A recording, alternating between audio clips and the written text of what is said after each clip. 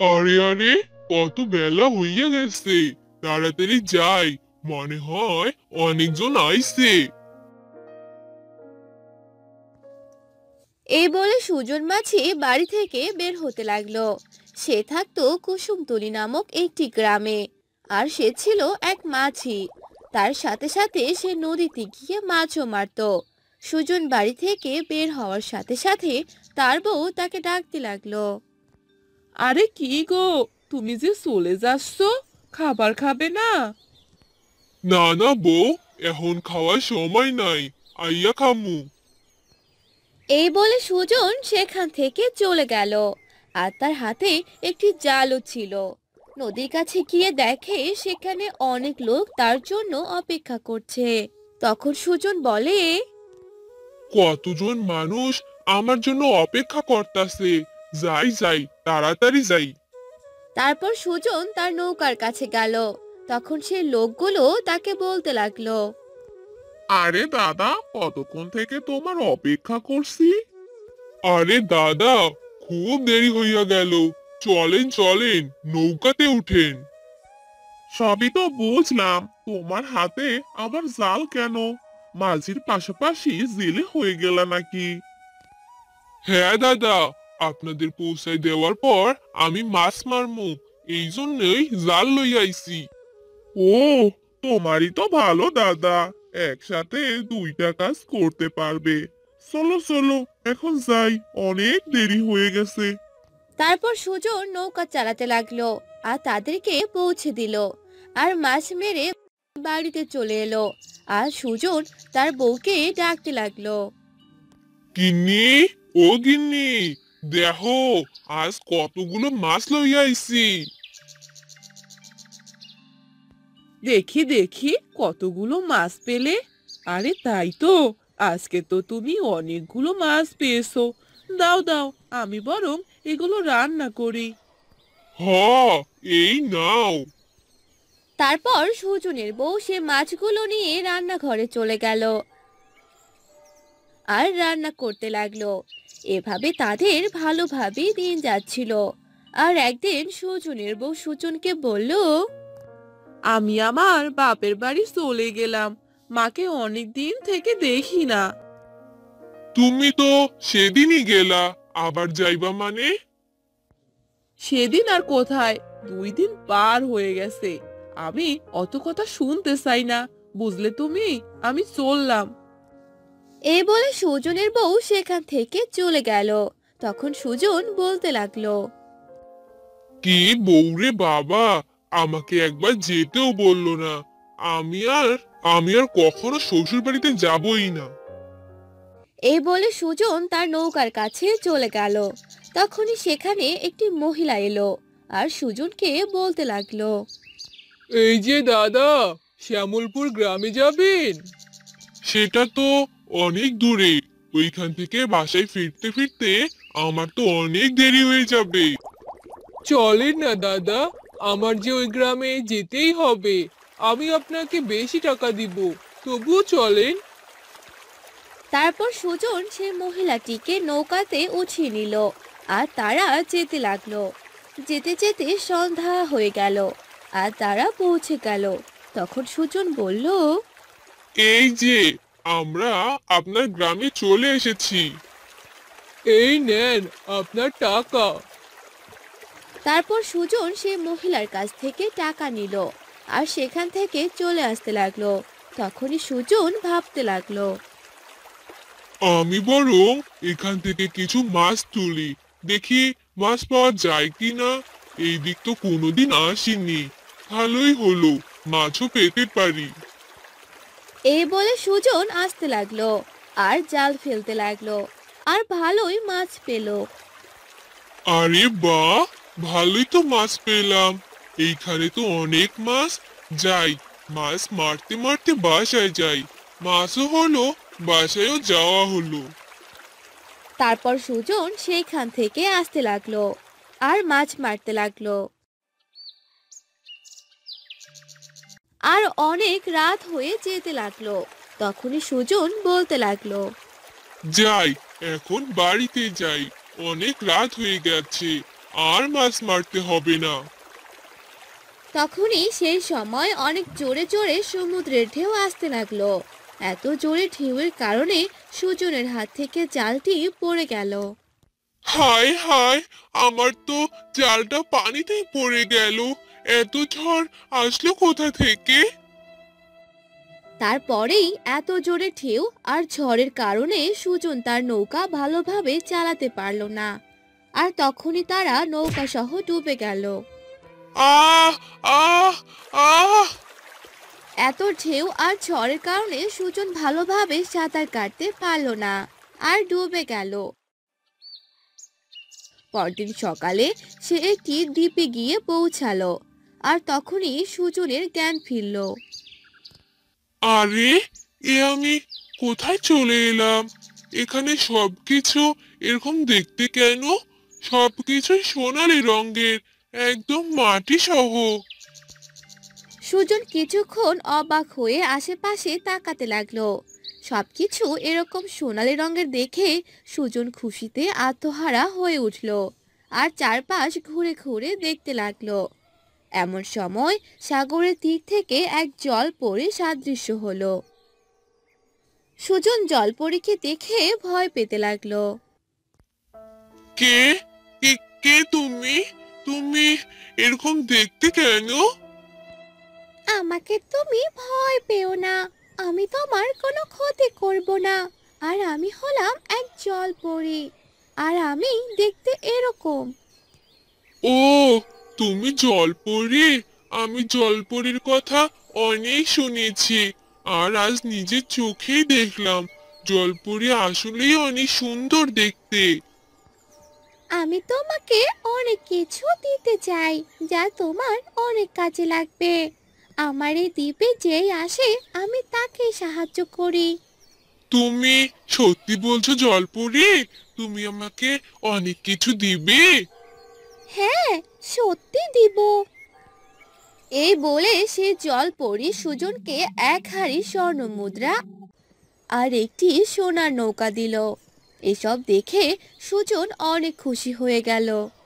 আরে, সোনার নৌকা, এত সুন্দর, আরো এতগুলো স্বর্ণ মুদ্রা!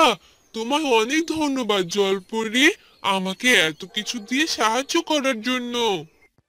তুমি এগুলো নিয়ে চলে যাও, এগুলো তোমার অনেক কাজে লাগবে।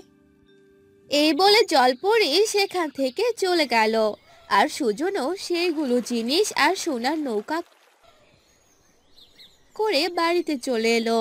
আর সুজন তার বউকে সব ঘটনা খুলে বলল। এসব তুমি কি বলছো গো? এসব কিছু আমাদের? হ্যাঁ গো গিন্নি, এ সবই আমাদের। এখন থেকে আমাদের আর কোনো অভাব থাকবে না। তুমি ঠিক কথাই বলেছো গো।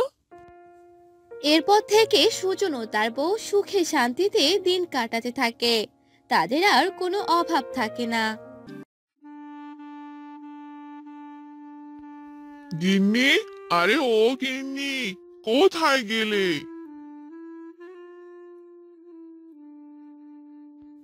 কোথায় আবার যাব? আমার কি যাওয়ার কোনো জায়গা আছে নাকি? বাড়িতেই আছি। আরে, এভাবে কেন বলছো গো? তোমার যেখানে ইচ্ছে সেখানেই যাবে। আমি কি যেতে নিষেধ করেছি নাকি? আমি কি একা একা যাব নাকি? তুমি তো আমাকে কোথাও নিয়েই যাও না। সেই কবে বলেছিলাম চলো একটু বাবার বাড়ি থেকে ঘুরে আসি। কই, আমার কথা তো একবারও শুনলে না। যাবো যাবো গিন্নি, সময় হলেই যাবো। হয়েছে, থাক, তোমায় আর যেতে হবে না। তুমি যে যাবে না সেটা খুব ভালো করেই বুঝেছি আমি। এই সকাল সকাল ঝগড়া করো না তো। আসো, সকালে পুজোটা করে ফেলি, আমায় আবার কাজে যেতে হবে। তো বন্ধুরা, তোমরা যে গণেশ ও তার বউকে দেখতে পাচ্ছ, তারা বাস করে শ্রীনগর নামে একটি গ্রামে। গণেশ ছিল অতি সাধারণ একজন মানুষ। যখন যা কাজ পেত তাই সে করত। এভাবে চলছিল তাদের সংসার। আমি আবার চললাম গিন্নি, দেখি আজ কোনো কাজের সন্ধান পাই কিনা। এসব বলে গণেশ সেখান থেকে চলে গেল। হাঁটতে হাঁটতে সে একটি নদীর কিনারায় গেল। তখন একটি জেলে গণেশকে ডাকতে লাগলো। গণেশ দাদা, আরে ও গণেশ দাদা, কোথায় যাচ্ছ শুনি? কোথায় আবার যাব, ভালো একটা কাজের খোঁজে যাচ্ছিলাম। এখন তো কাজই পাওয়া যায় না, কি করব বলো তো? আমার কাছে একটা কাজ আছে, করলে করতে পারো। আমার একটা নৌকা আছে, তুমি চাইলে সেই নৌকা নিয়ে কাজ করতে পারো। আমি লোকজনকে পারাপার করি, সাথে মাছও মারি। ভালোই যাচ্ছে এভাবে। আরে বাহ, তোমার বুদ্ধি তো দারুণ। তবে দাদা, তুমি আমার অনেক বড় উপকার করলে গো। তবে এর বিনিময়ে কি তোমায় কিছু দিতে হবে? না না না না, কি সব বলছো? আমার কাছে একটি নৌকা ছিল, তাই তোমায় দিলাম। এর বিনিময়ে আমায় কিছু দিতে হবে না। এসব শুনে গণেশ অনেক খুশি হয়ে গেল। এরপর থেকে গণেশ সেই নৌকাতে করে যাত্রী পারাপার করত আর সাথে করে নদী থেকে মাছ ধরে নিয়ে আসতো। এভাবেই আস্তে আস্তে গণেশের সংসার ভালোই চলছিল। বাবা, কি বড় মাছ! হ্যাঁ গো, এই মাছ তুমি কোথায় পেলে? নদী থেকে পেয়েছি গো। এত বড় মাছ নদীতে পাওয়া যায়? এর থেকেও আরো বড় মাছ নদীতে পাওয়া যায়, বুঝলে গিন্নি? এবার যাও, এই মাছটা ভালো করে রান্না করো। আচ্ছা, ঠিক আছে। এরপর গণেশের বউ সে মাছ নিয়ে রান্নাঘরে যায় আর মাছটি রান্না করতে থাকে। বাহ, মাছটা তো দারুণ গন্ধ বের হচ্ছে, মনে হয় খেতেও দারুণ লাগবে। এরপর মাছ রান্না হলে তারা দুজন খাবার খেয়ে নেয়। এভাবে তাদের দিন অনেক ভালোই কাটছিল। একদিন গণেশ নৌকা নিয়ে নদীর অনেক ভিতরে যেতে লাগলো মাছ ধরার জন্য। তখনই গণেশ একটি দ্বীপ দেখতে পেল। সেই দ্বীপ সোনালীর মতো চকচক করছিল। আরে, ওই দ্বীপটা এত চকচক করছে কেন? কি আছে ওই দ্বীপে? যাই, গিয়ে দেখে আসি। এরপর গণেশ সে দ্বীপের সামনে গেল। সেখানে গিয়েই সে তো অবাক হয়ে গেল। সে একটি পরীর সন্তানকে দেখতে পেল, যে কিনা সেই দ্বীপে বসে বসে কান্না করছিল।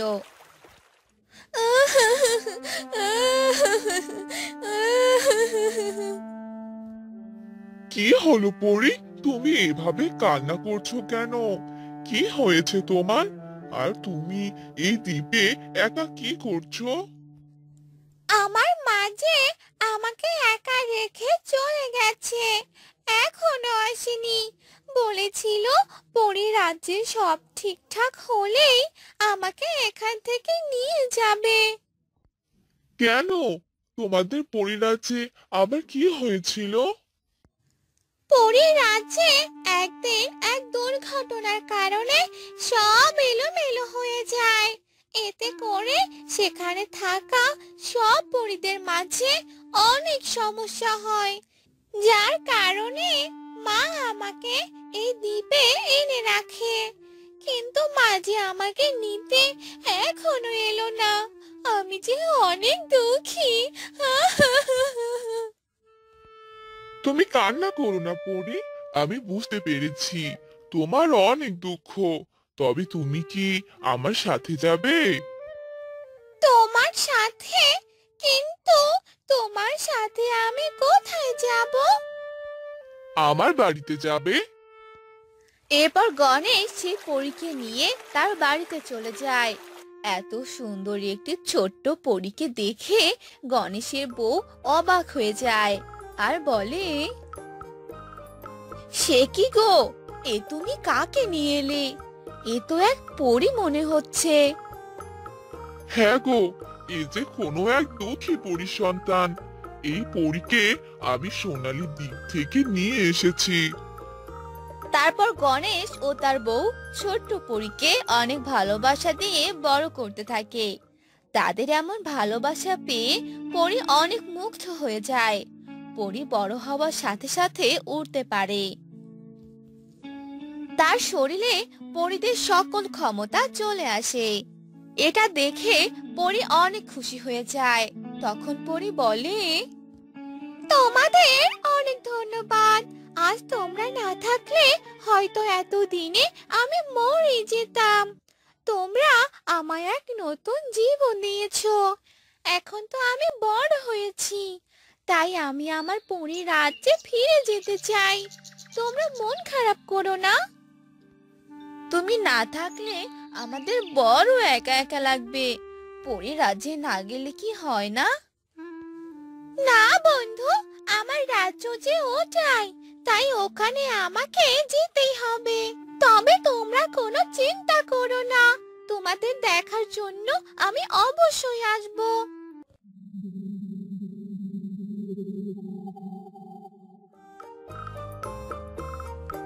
এসব বলে সে পরী গণেশ ও তার বউকে অনেকগুলো স্বর্ণ দিল।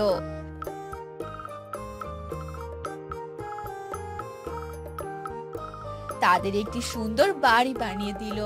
তারপর পরী সেখান থেকে চলে গেল।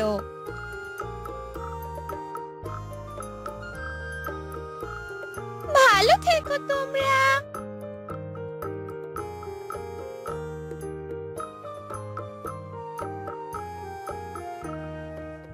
আর তারপর থেকে গণেশ ও তার বউ সেই বাড়িতে থাকতে লাগলো। আর সে স্বর্ণ থেকে কিছু স্বর্ণ গ্রামবাসীদের দিয়ে দিল। এভাবে তারা সুখে শান্তিতে থাকতে লাগলো।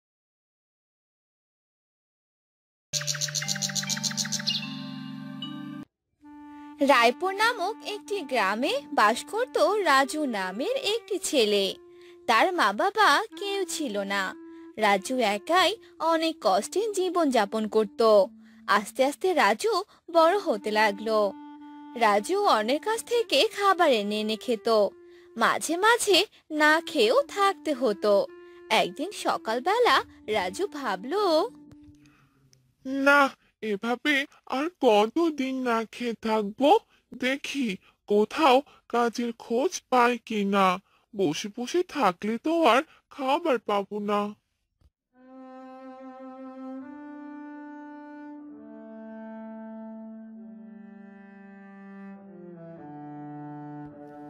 চাচি, ও চাচি, আমাকে কিছু কাজ দিন।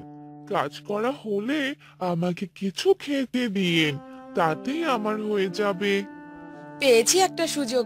এই ছেলেটাকে দিয়ে বরং আমার সবগুলো কাঠ কেটে নেই, তাহলে তো আমার আর টাকা দিয়ে কাঠ কাটতে হবে না। কি হলো চাচি, আপনি কিছু বলছেন না যে? দিন না আমাকে একটা কাজ। হ্যাঁ হ্যাঁ, আয় আমার এই কাঠগুলো কেটে দে। কাঠগুলো কাটা শেষ হলেই তোকে খেতে দেব। আচ্ছা, ঠিক আছে চাচি। এরপর রাজু অনেক কষ্টে কাঠগুলো কাটতে লাগলো। এতগুলো কাঠ কাটতে কাটতে রাজু হাঁপিয়ে উঠলো। এরপর সবগুলো কাঠ কেটে ফেললো।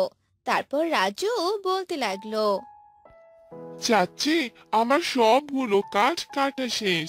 এখন আমাকে কিছু খেতে দিন, আমার যে বড্ড খিদে পেয়েছে। তুই এখানে বসে থাক, আমি তোর জন্য খাবার আনছি।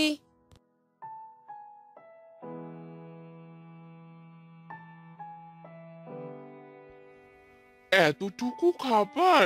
সে কি চাচি, আমি তো আপনার অনেকগুলো কাঠ কেটে দিয়েছিলাম, আর আপনি কি না আমাকে এতটুকু খাবার দিলেন?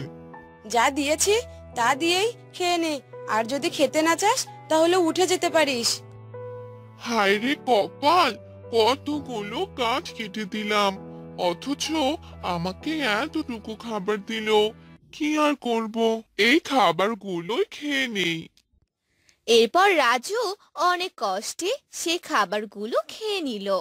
সেই সময় সেখানকার কাছে থাকা একটি ডাইনি সবগুলো ঘটনা দেখে ফেললো। আর ডাইনিটা রাজুর কষ্ট দেখে নিজেও অনেক কষ্ট পেল। আহারে, ছেলেটার কি কষ্ট! ছেলেটার কষ্ট দেখে আমারও যে কষ্ট হচ্ছে। যাই, বাড়িতেই চলে যাই। আজ শরীরটা বড্ড খারাপ লাগছে। এসব বলে রাজু বাড়ির দিকে যেতে লাগলো। অন্যদিকে সেই ডাইনিটাও রাজুর পিছনে পিছনে যেতে লাগলো আর রাজুর বাড়ির সামনে এসে পড়লো। ও, এটা তাহলে ছেলেটারই বাড়ি। আমি আজকে এখানেই থাকবো। দেখি ছেলেটা কি করে। আমার অনেক ঘুম পাচ্ছে, আমি বরং ঘুমিয়ে পড়ি। এতগুলো কাঠ কেটে আমার পুরো শরীর যে ব্যথা করছে। উফ, আমার যে বড্ড খিদে পেয়েছে। খিদের জ্বালায় পেট জ্বালা করছে। এখন আমি কি করব? এই রাতের বেলা কোথায় খাবার পাবো?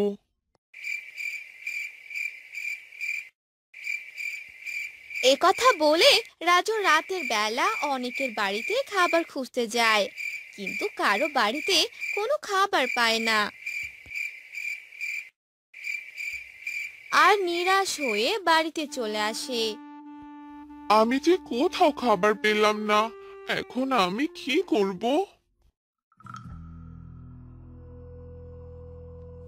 তখনই সেখানে সেই ডাইনিটা চলে আসে। ডাইনিকে দেখে রাজু ভয় পেয়ে যায় আর চেঁচাতে থাকে। বাঁচাও, বাঁচাও, আমাকে ডাইনিটা যে মেরে ফেলবে। বাঁচাও আমাকে। না না রাজু, আমি তোমাকে মারতে আসিনি। আমি তোমাকে সাহায্য করতে এসেছি। না না, ডাইনি সাহায্য আমার চাই না। তুমি চলে যাও এখান থেকে। এগুলো কথা শুনে ডাইনি রাজুকে অনেকগুলো খাবার এনে দিল।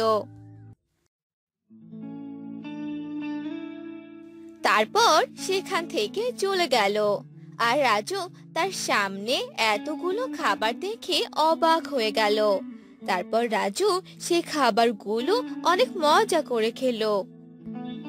ডাইনিটা সত্যি অনেক ভালো। তা না হলে কি আর এই বিপদে আমাকে সাহায্য করে? ডাইনির সাথে খারাপ ব্যবহার করা আমার একদম উচিত হয়নি। আবার যদি কোনো একদিন ডাইনির সাথে আমার দেখা হয়, তাহলে তার কাছে আমি ক্ষমা চেয়ে নিব। এরপর রাজু ঘুমিয়ে পড়ে। প্রতিদিন সকাল বিকেল আর রাতে সেই ডাইনি চুপ করে এসে রাজুর বাসায় খাবার দিয়ে যেত, কিন্তু কোনোদিন রাজুর সাথে দেখা করতো না। আর একদিন রাজু সেই ডাইনিকে জোরে জোরে ডাকতে লাগলো। ডাইনি মা, ডাইনি মা, কোথায় তুমি?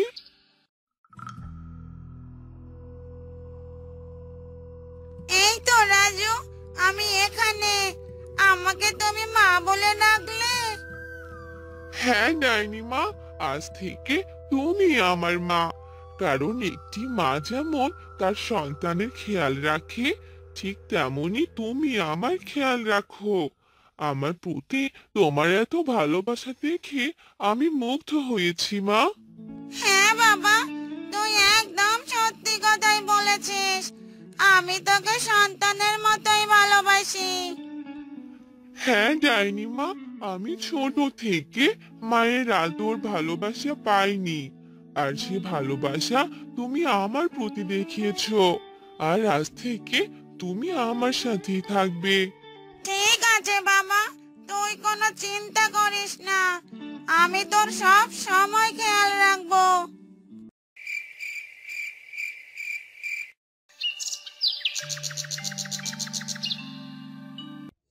এরপর থেকে সেই ডাইনি রাজুর সাথে থাকতে লাগলো।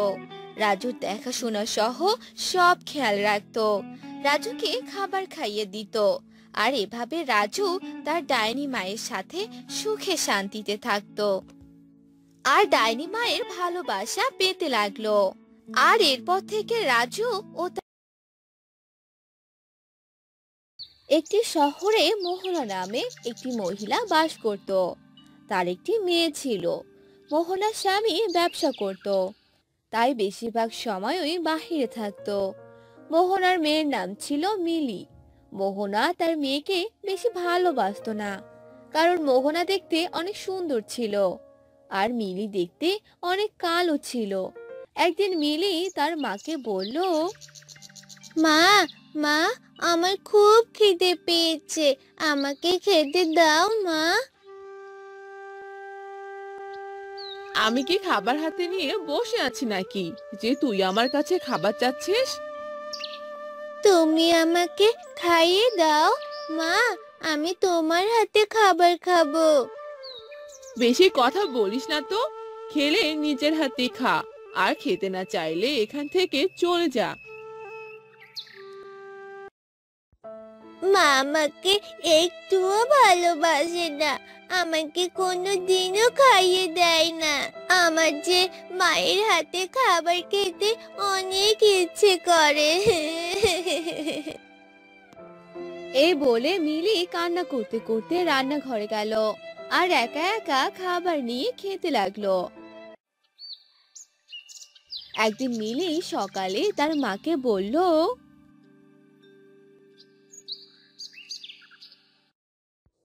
মা, চলো না, তুমি আমাকে আজকে স্কুলে নিয়ে চলো। সবারই মা বাবা তাদের বাচ্চাদের নিয়ে স্কুলে আসে, কিন্তু তুমি আমাকে নিয়ে কখনো যাওনি। আজকে চলো না মা। আমি যদি তোকে নিয়ে তোর স্কুলে যাই তাহলে তো সবাই আমাকে নিয়ে অনেক হাসাহাসি করবে রে, বলবে মা আর মেয়ে একদম আলাদা। তোকে নিয়ে স্কুলে গেলে আমার তো কোনো মান সম্মান থাকবে না। বেশি কথা না বলে তাড়াতাড়ি স্কুলে চলে যা। এ কথা শুনে মিলির মন অনেক খারাপ হয়ে গেল আর মিলি মন খারাপ করে স্কুলে চলে যায়। আর স্কুল থেকে ফেরার পথে মিলি বলতে থাকে, আমার যদি একটা ভালো মা থাকতো তাহলে অনেক ভালো হতো। আমাকে প্রতিদিন খাবার খাইয়ে দিত, আমাকে নিয়ে স্কুলে আসতো।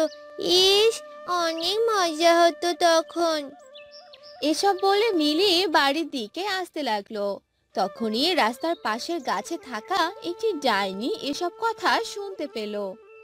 আরে, মেয়েটা মনে হয় অনেক অসহায়। মেয়েটার মা বুঝি মেয়েটাকে ভালোবাসে না, এই জন্যই মেয়েটা এভাবে কথাগুলো বলছে। যাই, মেয়েটার পিছু করি।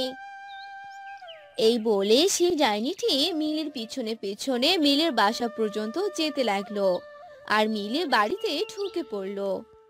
কি রে, বাড়িতে আসতে তোর এত দেরি হলো কেন রে? কোথায় গিয়েছিলি আড্ডা দিতে শুনি? মা, আমাকে তো হেঁটে হেঁটে আসতে হয়েছে, তাই তো দেরি হয়ে গেল।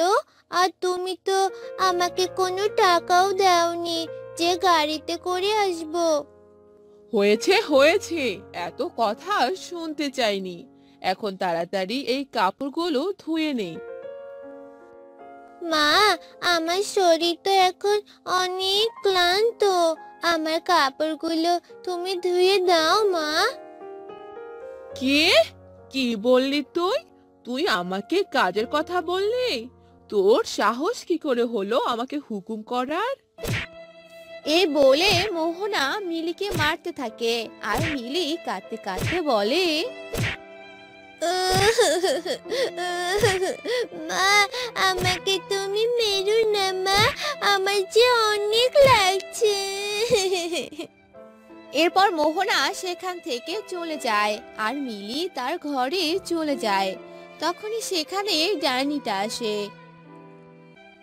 আরে মিলি, তুমি এভাবে কাঁদছো কেন? আমি আছি, তুমি আমাকে সব কথা বলতে পারো মা।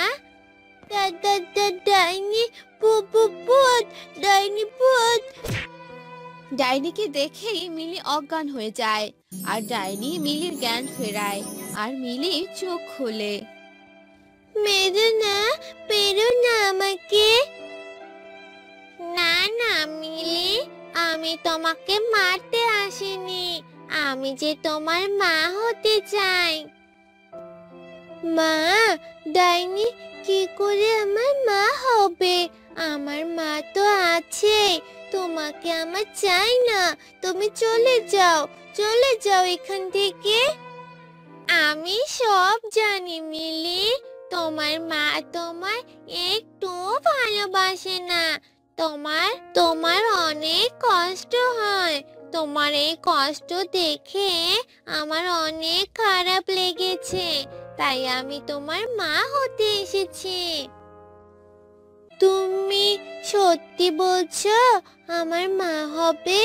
আমাকে অনেক ভালোবাসবে, আমাকে স্কুলে নিয়ে যাবে, আর আমাকে খাবারও খাইয়ে দিবে? হ্যাঁ, আমি সব করব। ডাইনির মুখে এসব কথা শুনে মিলি অনেক খুশি হয়ে যায় আর ডাইনিকে মা বানিয়ে নেয়। এরপর থেকে সেই ডাইনি অদৃশ্য হয়ে সব কাজ করত। মিলিকে খাবার খাইয়ে দেওয়া থেকে শুরু করে সব করে দিত। ডাইনির এমন ভালোবাসা পেয়ে মিলি অনেক খুশি হলো। আরে আজ হঠাৎ এত বাতাস কোথা থেকে এলো? যাই, দরজা জানালা সব লাগিয়ে দিয়ে আসি, তারপর শুয়ে পড়বো।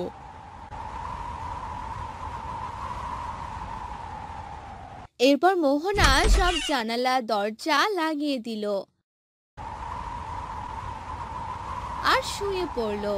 আর কিছুক্ষণ পর সেগুলো আবার খুলে গেল আর অনেক আওয়াজ করতে লাগলো। এসব আওয়াজ শুনে মোহনার ঘুম ভেঙে গেল। একে, আমি তো এসব লাগিয়ে রেখেছিলাম, কিন্তু এগুলো খুলে গেল কি করে? মোহনা বিছানা থেকে উঠে আবার সেগুলো লাগিয়ে দিল আর দরজা লাগাতে গিয়ে মোহনা কারো পায়ের আওয়াজ শুনতে পেল। আরে এত রাতে আবার কে হাঁটছে? মিলে উঠেছে নাকি? যাই দেখে আসি। এসব বলে মোহনা বাহিরে বের হলো আর পায়ের আওয়াজ শুনে শুনে সামনে যেতে লাগলো আর মোহনা ডাকতে লাগলো, মিলি, মিলি। তখনই সেই ডাইনিটা মোহনার ঘাড়ে হাত দিল আর মোহনা চমকে উঠলো আর পিছনে তাকালো। ভূত ভূত ভূত ভূত! আ আ!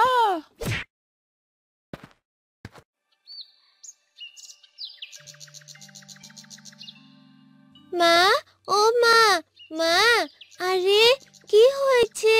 মা কথা বলছে না কেন? আরে আমি এখানে কেন? কি হয়েছে আমার? সেটা আমি কি করে বলবো? সেটা তো তুমি জানো।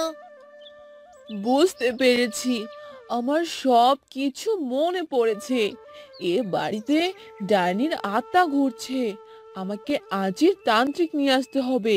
ডাইনিকে তাড়াতেই হবে। যাই, তান্ত্রিককে গিয়ে খবর দেই। এই বলে মোহনা সেখান থেকে চলে গেল আর তান্ত্রিককে ডেকে আনলো। তান্ত্রিক মোহনাদের বাসায় এলো। তোর বাড়িতে এক ডাইনি এসে পড়েছে। সেই ডাইনিটি একটি আম গাছে ছিল। আমি যে তার গন্ধ শুনতে পারছি। এসব আপনি কি বলছেন বাবা? এ তো অনেক ভয়ঙ্কর। আপনি তাড়াতাড়ি এই ডাইনিকে নিয়ে যান। চিন্তা করিস না, সব ঠিক হয়ে যাবে। এরপর তান্ত্রিক যজ্ঞ করতে থাকে আর সেই ডাইনিকে সেখানে হাজির করে আর বলে, তুই এখানে কেন এসেছিস? বল, তুই কেন সবাইকে ভয় দেখাচ্ছিস? আমি আমার মেয়ের কাছে এসেছি। মেয়ে? কে তোর মেয়ে? তোর মেয়ে এখানে কিভাবে এলো? হ্যাঁ, ও আমার মা, ডাইনি মা।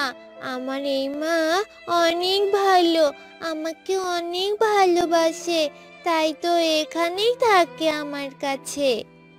হ্যাঁ, এই হলো আমার মেয়ে।